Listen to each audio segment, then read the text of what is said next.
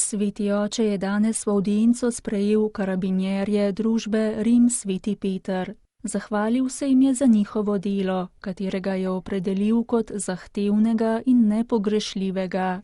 Karabinjerji namreč skrbijo za varnost in javni red v Vatikanu.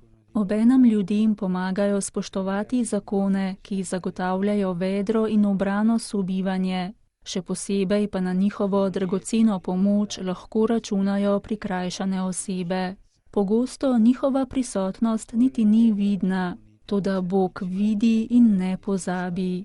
Družba karabinjerjev Rim Sveti Peter pri zagotavljanju mirnega odvijanja dogodkov na trgu Svetega Petra in v okolici učinkovito sodeluje s pristojnimi organi Svetega sedeža.